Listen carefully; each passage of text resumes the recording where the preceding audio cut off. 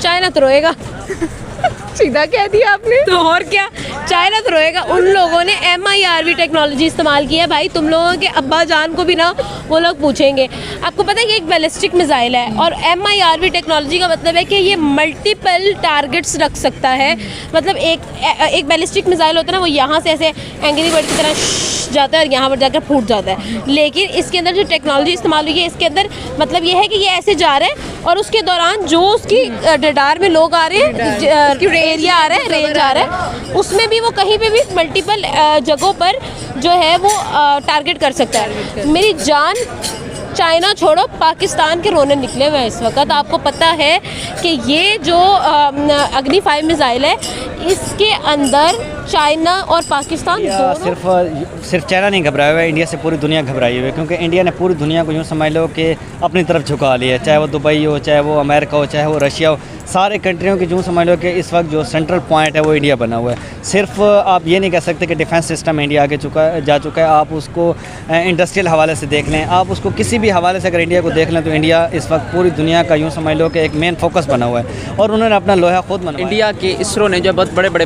कामयाब कराए, मतलब इसरो की बात करें तो चंद्रयान 3, उसके बाद जो है आदित्य L1 उन्होंने कामयाब करवाया। मतलब मोदी की सरकार को देखकर तो उन्होंने जो है हमेशा से ही वो हर एक फील्ड में जो है कामयाब अपने मुल्क को जो है रोशन कर रहा है। अभी अग्नि 5 मिसाइल की आपने बात की, तो ये बहुत बड़ी कामयाबी है इंडिया की। और जिस तरह आपने बात की चाइना घबराया हुआ, अभी चाइना आप देखें, चाइना और इंडिया के जो है मतलब जंग हो चुका है, या फिर आपस में जो है उनके क्लैशेज चलते आ रहे हैं। तो चाइना जो है मतलब जब भी कोई बड़ा प्रोजेक्ट इंडिया लॉन्च करता है, तो उसका असर जो है चाइना पर पड़ता है। चाइना भी वो चाहता है कि हम भी ऐसा करें, या फिर हम भी ऐसे बड़े बड़े प्रोजेक्ट जो है लॉन्च करें, जो या फिर जो चाइना सोचे हुए होते हैं उससे पहले वो इंडिया जो है लॉन्च कर देता है। तो जिसकी वजह से मैं समझता हूँ कि चाइना जो है थोड़ा बहुत जो है घबराया हुआ है कि इंडिया इस कदर तेज़ी से तरक्की क्यों कर रहा है। और बाकी अगर बात करें तो इंडिया इस वक्त दुनिया की 5th लार्जेस्ट इकोनॉमी। जैसा कि आप लोग जानते हैं कि हमारे हमसाया ममालिक इंडिया ने भी रिसेंटली एक मिसाइल लॉन्च किया है अग्नि 5 के नाम से। जब से इंडिया ने ये मिसाइल लॉन्च किया है अग्नि 5, तब से चाइना थोड़ा सा घबराया लग रहा है। ऑल सोशल मीडिया प्लेटफॉर्म्स पे, चाइना के अखबारात पे, न्यूज़ पे अग्नि 5 मिसाइल के बारे में बात हो रही है। अग्नि 5 की पावर को टेस्ट किया जा रहा है कि क्या पावर है, क्या रेंज है, क्योंकि अग्नि 5 की जो रेंज है वो चाइना की हदूद को कवर करती है।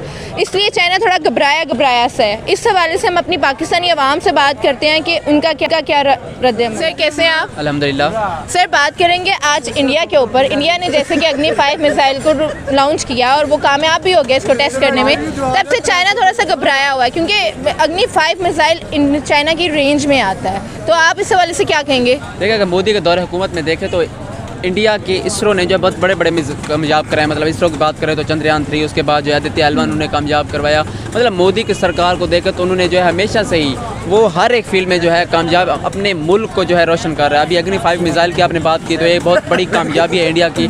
और जिस तरह आपने बात की चाइना घबराया हुआ, अभी चाइना आप देखें, चाइना और इंडिया के जो है मतलब जंग हो चुका है, या फिर आपस में जो है उनके क्लैशेज चलते आ रहे हैं। तो चाइना जो है मतलब जब भी कोई बड़ा प्रोजेक्ट इंडिया लॉन्च करता है, तो उसका असर जो है चाइना पर पड़ता है। चाइना भी वो चाहता है कि हम भी ऐसा करें, या फिर हम भी ऐसे बड़े बड़े प्रोजेक्ट जो है लॉन्च करें, जो या फिर जो चाइना सोचे हुए होते हैं उससे पहले वो इंडिया जो है लॉन्च कर देता है। तो जिसकी वजह से मैं समझता हूँ कि चाइना जो है थोड़ा बहुत जो है घबराया हुआ है कि इंडिया इस कदर तेज़ी से तरक्की क्यों कर रहा है। और बाकी अगर बात करें तो इंडिया इस वक्त दुनिया की 5th लार्जेस्ट इकोनॉमी बन चुका है। और IMF का कहना यह है कि 2027 तक जिस तरह मतलब इंडिया इन्वेस्ट कर रहा है बड़े बड़े जो है प्रोजेक्ट पर, तो इंडिया 2027 तक जो है दुनिया की 3rd लार्जेस्ट इकोनॉमी बनने जा रहा है। क्या आपको लगता है कि इंडिया ने जो एक स्टेटमेंट दी थी कि मेड इन इंडिया, क्या वो इस स्टेटमेंट को लेते हुए पूरी दुनिया को कंट्रोल करना चाह रहा है, पूरी दुनिया पर राज करना चाह रहा है? एग्जैक्टली आप ये देखें, उनकी इंडिया में सुई से लेकर हवाई जहाज तक वो हर एक चीज़ मेड इन इंडिया यूज़ कर रहे हैं, जिसकी वजह से मैं समझता हूँ इंडिया की तरक्की, इंडिया की जो प्रोग्रेस, इंडिया के डेवलपमेंट की सबसे बड़ी वजह ही मेड इन इंडिया हर एक चीज़ का यूज़ होना है। पाकिस्तान की अगर बात करें, पाकिस्तान के डाउन, चाइना खुद भी तो मेड इन चाइना पे यकीन रखता है। हमारे यहाँ पर मेड इन चाइना हो रहा है पाकिस्तान होते हुए भी। बिल्कुल ऐसा, लेकिन पाकिस्तान में मेड इन चाइना वो चीज़ें आती हैं जो चाइना में बिल्कुल नाकारा होती हैं। इसी वजह से पाकिस्तान के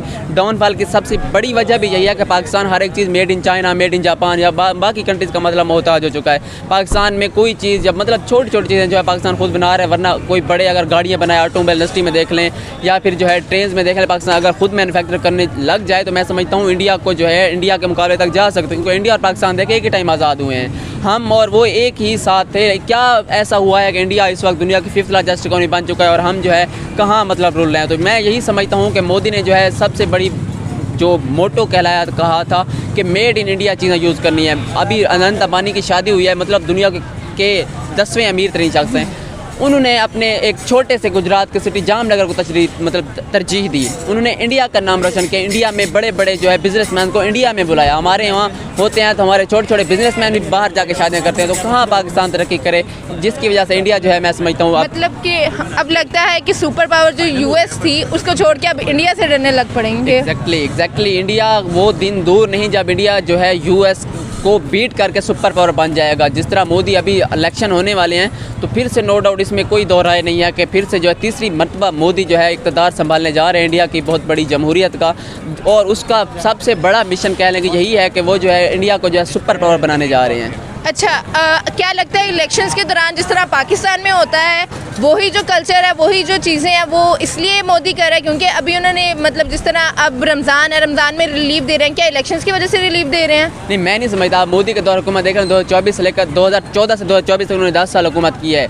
वो हर एक दिन कोई ना कोई प्रोजेक्ट जो है लॉन्च करते हैं। तो क्या हर रोज़ इलेक्शन होती हैं? अभी कहने में यही आ रहा है पाकिस्तान की तरफ तो यही कहते हैं कि भाई वो मुसलमानों को रिलीफ दे रहे हैं, वो कश्मीर का जो है विजिट कर रहे हैं, सिर्फ इलेक्शन की वजह से। ये बात नहीं है भाई, वो हम तो ये कहते हैं कि वो मुसलमानों के हक़ में सही नहीं है, वो मुसलमानों को उनके हकूक़ नहीं देते, एक्सट्रीमिस्ट के लह जाते हैं वहाँ पर। लेकिन भाई वो जो है अपने वो उनके लिए मुसलमान, हिंदू, क्रिश्चियन, सिख कोई मायने नहीं रखते। उनके लिए वो जो है सब इंडियन है, और वो सब यही कहते हैं कि हम प्राउड इंडियन है, प्राउड मुस्लिम है। और हम बातें करते हैं कैसे वहाँ वाले कश्मीर वाले जो हैं खुश नहीं हैं मोदी की हुकूमत से, जबकि मैं वीडियोस देखता रहता हूँ कि वो कहते हैं कि हम जो है मोदी की हुकूमत से खुश हैं और हम तीसरी बार भी मोदी को जो है वोट देंगे और इंडिया का जो है वज़ीर-ए-आज़म बनाएंगे। असल में जो मोदी की मुझे लगता है ट्रेजेडी है वो ये है कि उनको फ़र्क नहीं पड़ता कि हमारे मुल्क में कौन रह रहा है, उनको ये फ़र्क पड़ता है कि हमारे मुल्क की तरक्की से फ़र्क पड़ता है कि हमारे मुल्क की इमेज जो है वो अच्छी होनी चाहिए। मेरे ख्याल से इंडिया अपनी इमेज पे काम कर रहा है। बिल्कुल ऐसे देखें, इंडिया सिर्फ चाइना नहीं घबराया हुआ है, इंडिया से पूरी दुनिया घबराई हुई है, क्योंकि इंडिया ने पूरी दुनिया को यूँ समझ लो कि अपनी तरफ झुका लिया है। चाहे वो दुबई हो, चाहे वो अमेरिका हो, चाहे वो रशिया हो, सारे कंट्रियों की यूँ समझ लो कि इस वक्त जो सेंट्रल पॉइंट है वो इंडिया बना हुआ है। सिर्फ आप ये नहीं कह सकते कि डिफेंस सिस्टम इंडिया आगे जा चुका है। आप उसको इंडस्ट्रियल हवाले से देख लें, आप उसको किसी भी हवाले से अगर इंडिया को देख लें तो इंडिया इस वक्त पूरी दुनिया का यूँ समझ लो कि एक मेन फोकस बना हुआ है, और उन्होंने अपना लोहा खुद मनवाया। आप 2014 वाला इंडिया देखो और 2024 वाला देखो तो ज़मीन आसमान का फ़र्क नज़र आता है। क्योंकि 2014 में जब नरेंद्र मोदी ने इंडिया के इक़्तिदार संभाला था तो इंडिया का कोई हाल नहीं था, कुछ भी नहीं था। उनकी इकनॉमी बहुत लो थी, मतलब गुर्बत उनकी पीक लेवल पे थी। लेकिन नरेंद्र मोदी ने 10 सालों में इंडिया को यूँ समझो कि ज़मीन से आसमान पे पहुंचा दिया, चांद तक वो पहुंचा है, इसरो उनका कामयाब हुआ है। मतलब हर एक मिशन जो नासा जैसी कंपनियाँ हैं उन्होंने मतलब $बिलियन लगाए हैं उस पर, और इंडिया जो है वो चंद 1 करोड़ रुपए में वो मिशन कामयाब कर रहे हैं। तो इंडिया से सिर्फ चाइना नहीं घबराया हुआ,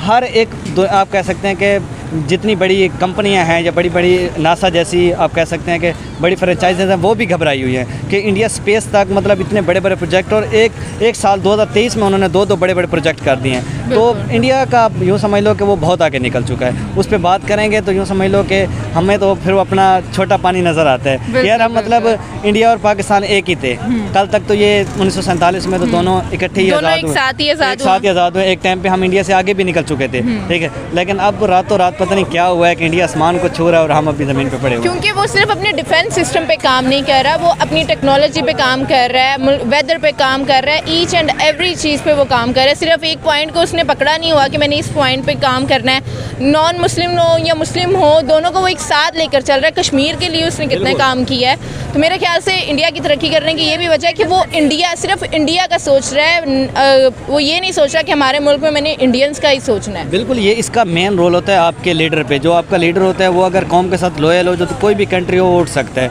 हमारे लीडर हमारे साथ लॉयल नहीं है। इन्होंने एक मतलब यूँ समझ लो कि एक पार्टियाँ बनाई हुई हैं, एक टेन्योर सेट किए होते हैं, यार 5 साल आपने खाना है, 5 साल आपने खाना है। उनका एक ही बंदा है और उसके अंदर ये स्पिरिट है कि मैंने अपनी कौम के लिए कुछ करना है, मैंने अपने मुल्क को उठाना है, और उठा भी रहा है। आपने देखा होगा अगर उनकी मतलब यूँ समझ लो कि उनकी इकनॉमी या उनकी करेंसी कितनी वैल्यू है कि दुनिया के काफ़ी सारे ममालिक में उनकी जो है वो करेंसी चलती है, और पाकिस्तान में हमारा 75 का नोट अपने मुल्क में नहीं चल रहा है, ठीक है। हमारे सवाल कितनी मतलब यूँ समझ लो कि हम इस सवाल को छू चुके हैं। हमारे मुल्क में मतलब हर नफ्सा नफ्सी का आलम फैला हुआ है, ठीक है। हर एक बंदा जो है वो एक दूसरे को यूँ समझ लो कि देख ही नहीं सकता, और उधर यूनिटी है। सर अगर हम बात करें मेड इन इंडिया की, तो जैसे मेड इन चाइना भी हमने बहुत सुना है, हमने तो बहुत ज़्यादा ही सुना है क्योंकि मेड इन चाइना सबसे ज़्यादा हमारे ही यहाँ पे हमारे मतलब बल्ब से लेके स्विच पे लिखा होता है मेड इन चाइना, तो हमें तो आदत हो गई है।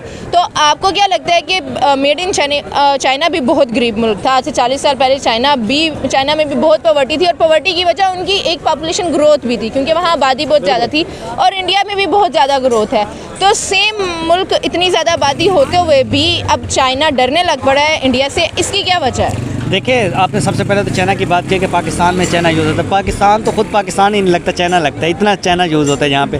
और दूसरी साइड पे बात करें, वो मुल्क हमेशा आगे निकल जाता है जो हम अपने इंडस्ट्री लेवल पे काम करता है, ठीक है, जो अपनी चीज़ें बनाता है और दूसरे मुल्कों में जो मैन्युफैक्चरिंग करता है, एक्सपोर्ट करता है, ठीक है, वो मुल्क ज़रूर उठता है क्योंकि जब आपके प्रोडक्ट दूसरी कंट्रीज़ में जाना शुरू हो जाते हैं तो फिर आप ज़ाहिर बात है कि आप तरक्की करेंगे। चाइना की आपको पता है पॉपुलेशन, ये बहुत बड़ा एज होता है कि आपकी पॉपुलेशन ज़्यादा और आप मैन्युफैक्चरिंग खुद कर रहे हो। 140 करोड़ की आबादी इंडिया की और 1 अरब प्लस चाइना की भी है, तो ये उनको एक बहुत बड़ा बेनिफिट मिलता है। और चाइना के साथ यूँ समय 20 करोड़ 22 करोड़ पाकिस्तान भी जुड़ जाता है क्योंकि उनकी जो चीज़ें वो बनाते हैं वो टेस्ट पाकिस्तान में करते हैं सबसे पहले, तो ये सबसे बड़ी चीज़ है। और दूसरे पे अगर इंडिया का देखा जाए तो इंडिया अब इस वक्त एक्सपोर्ट में बहुत आगे निकल चुका है। अमेरिका और यूएस जैसे कंट्री जो है वो मेड इन इंडिया ट्रेन की डिमांड कर रहे हैं कि हमें वंदे भारत ट्रेन जो है वो इंडिया वाली चाहिए। मतलब इंडिया इतना अपनी इकनॉमी का या अपनी मैन्युफैक्चरिंग का लोहा मनवा चुका है। इंडिया बिलीव करता है एक्सपोर्ट पे, क्योंकि इंडिया ने बाकी सारी जो अदर कंट्रीज़ को भी क्या है कि आपने इंडस्ट्रीज लगानी है तो यहाँ आएँ, यहाँ आके प्रोडक्शन करें और फिर मेड इन इंडिया का टैग लगाएं,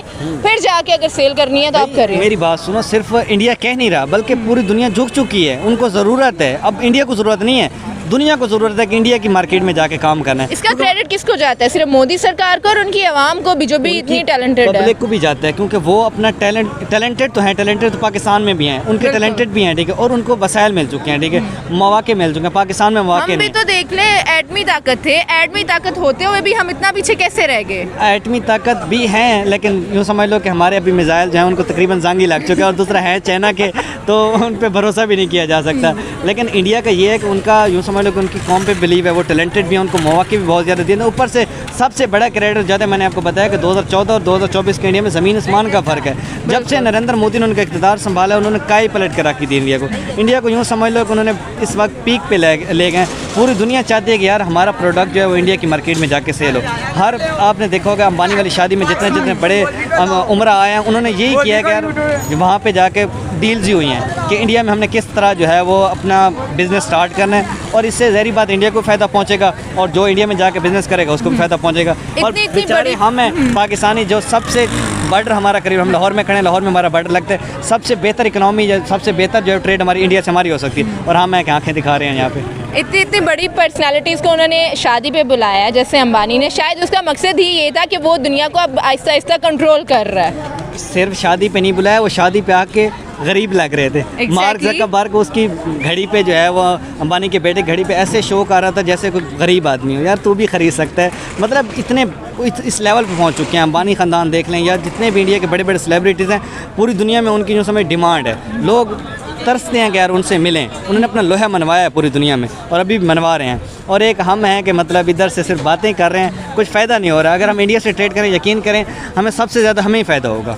सबसे ज़्यादा हमें फ़ायदा होगा अगर हम उनसे मतलब चीज़ें इंपोर्ट करना शुरू कर दें, तो पाकिस्तान बहुत ज़्यादा आगे निकल सकता है। चाइना तो रोएगा। सीधा कह दिया आपने। तो और क्या, चाइना तो रोएगा। उन लोगों ने MIRV टेक्नोलॉजी इस्तेमाल की है भाई। तुम लोगों के अब्बा जान को भी ना वो लोग पूछेंगे।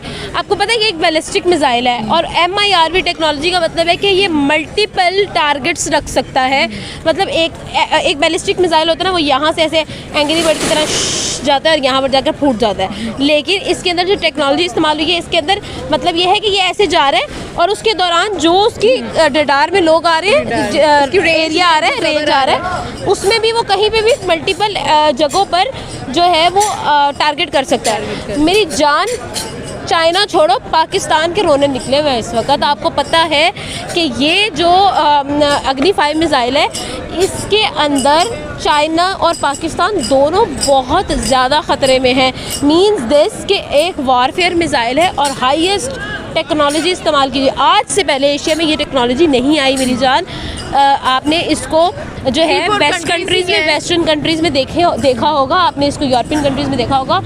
दिस टेक्नोलॉजी इज़ नाउ, मतलब सर का दर्द है ये चाइना के लिए भाई। मतलब कि वो हावी होने की कोशिश कर रहा है, खुले नहीं। आम वॉर के लिए कह रहा है ना, कि ना, ना। अब मैंने अपना सेल्फ डिफेंस इतना स्ट्रॉन्ग कर लिया है हाँ। तो मैं कुछ भी कर सकता हूँ। डेफिनेटली। अब देखो ना कि आप देखो कि एक कंट्री है, वो खुलेआम बता रहा है कि भाई मेरे पास ये चीज़ें हैं, तुम लोग जब मुझसे लड़ोगे तो तुम लोगों के पास इससे बेहतरीन चीज़ें होंगी तो लड़ सकते हो, बिल्कुल। वरना बेटा अपना अंचल संभाल के बैठना। हाँ। तो ये सिचुएशन है, इंडिया ने सबको बता दिया कि भाई मेरे से पंगा इज़ नॉट चंगा। यानी कि वो खुलेआम कह रहे हैं ना। डेफिनेटली इंडिया जो है ना वो ये बता रहा है कि हम लोगों का सिर्फ IT स्ट्रांग नहीं है, हम लोगों का सिर्फ मेडिकल स्ट्रांग नहीं है, हम लोगों की सिर्फ स्पेस ऑर्गेनाइजेशन स्ट्रांग नहीं है, हमारा डिफेंस भी उतना ही स्ट्रांग है। अगर हम लोग अपनी इन कंट्री के इनसाइड इतना काम करके दिखा रहे हैं ना, तो हमने कंट्री के बॉर्डर्स को छोड़ा नहीं हुआ, हमें पता है कि हमने किस तरह से उसको सेव करना है। तो अपने आप को। इंडिया जो है वो सही खेल रहा है भाई, ऐसा खेल रहा है कि सब हैरान हो गए हैं इस यानी कि वक्त। सुपर पावर बनने की कोशिश कर रहा है। कोशिश बन रहा है, बन चुका है। आप देखिए कि US को बीट कर इंडिया, आप देखें, आपको पता है कि US ही के एक प्रेस्टिजियस इंस्टीट्यूट ने, बैंकिंग फाइनेंशियल इंस्टीट्यूट ने खुद कहा है कि भाई India is going to beat US economy in coming 50 years. मतलब 50 साल की दूरी तो US खुद कह रहा है कि भाई वो बीट कर देगा हमें, US खुद कह रहा है, ठीक है। अब आप खुद देखें कि US ये कह रहा है कि ये 50 साल में बीट करेंगे, तो इंडिया खुद कितनी देर में बीट करेगा ये सोचिए आप। मतलब आप हाफ से भी हाफ लगाए, 20 सालों के अंदर US कहीं नहीं गया। यानी कि अब हमें डरना चाहिए। हाँ भाई, अभी तक आप डर ही नहीं है, अभी तक आप डर ही नहीं है। आप डर जाएं, आप डर जाएं। लेकिन ये है कि इंडिया खुद हमला नहीं करेगा, अगर आप उसको जो है ना उंगली दिखाएंगे तो फिर उंगली तो वो तोड़ेगा ना।